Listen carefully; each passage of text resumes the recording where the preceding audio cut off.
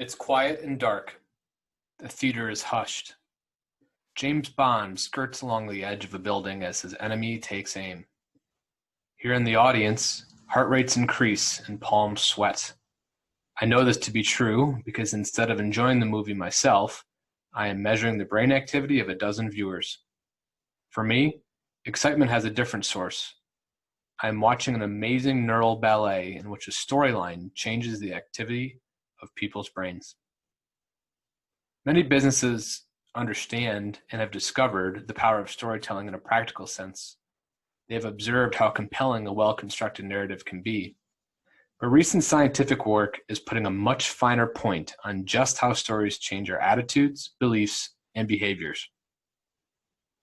As social creatures, we depend on others for our survival and happiness. A decade ago, my lab discovered that a neurochemical called oxytocin is a key to, quote, "It's safe to approach others" signal in the brain.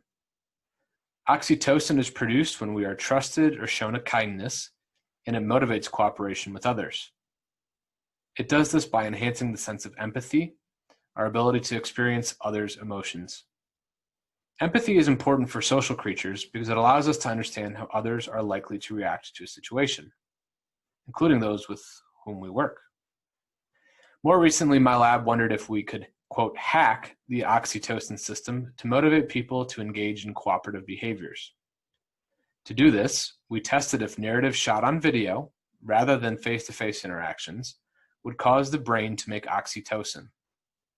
By taking blood draws before and after the narrative, we found that character-driven stories do consistently cause oxytocin synthesis.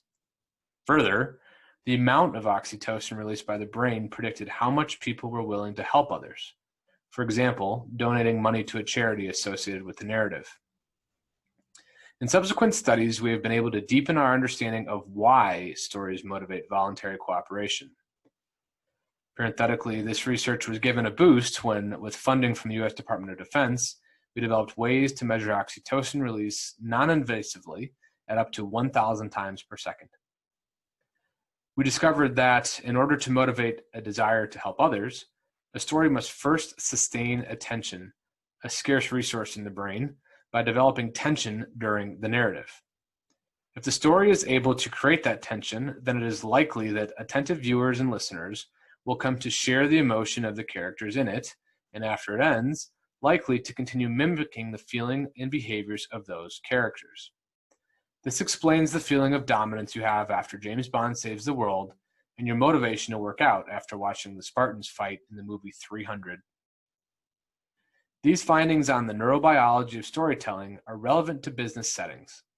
For example, my experiments show that character-driven stories with emotional content result in a better understanding of the key points a speaker wishes to make and enable better recall of these points weeks later.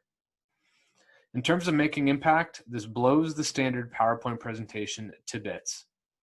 I advise business people to begin every presentation with a compelling human-scale story. Why would customers or a person on the street care about the project you are proposing?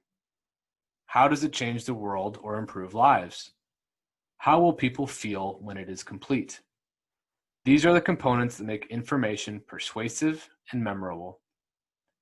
My research has also shown that stories are useful inside organizations. We know that people are substantially more motivated by their organization's transcendent purpose, parenthetically, how to improve lives, than by its transactional purpose, parenthetically, how it sells goods and services. Transcendent purpose is effectively communicated through stories. For example, by describing the pitiable situations of actual named customers and how their problems are solved by your efforts. Make your people empathize with the pain the customer experienced, and they will also feel the pleasure of its resolution. All the more if some heroics went into reducing suffering or struggle or producing joy.